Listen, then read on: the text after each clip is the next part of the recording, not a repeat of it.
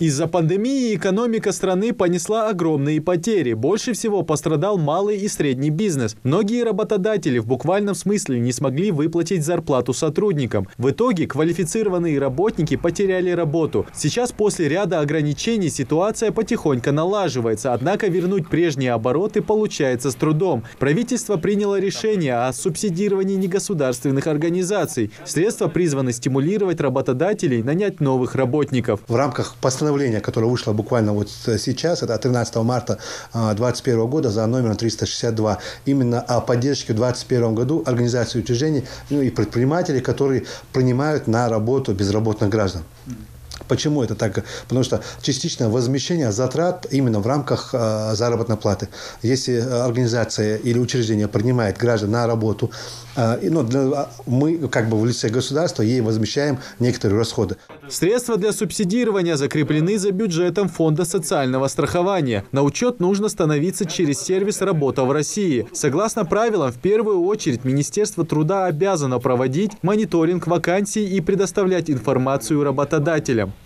Центр занятости будет изучать требуемые им кадры, и из тех людей, которые состоят у нас в Центре занятости на учете, будут подбираться непосредственно по их вакансиям квалифицированные безработные граждане, которые состоят на сегодняшний день.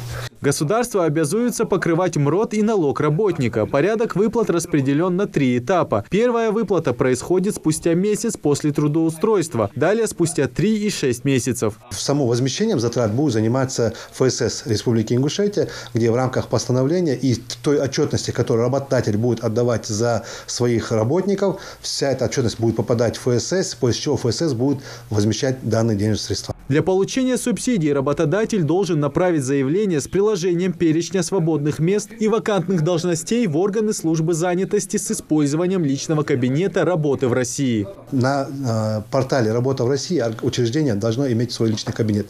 Через этот личный кабинет оно посылает заявку на те вакансии, на тех людей, которые они хотят принять на работу. А в свою очередь центры занятости постараются им набрать кадры и направить людей к ним для трудоустройства.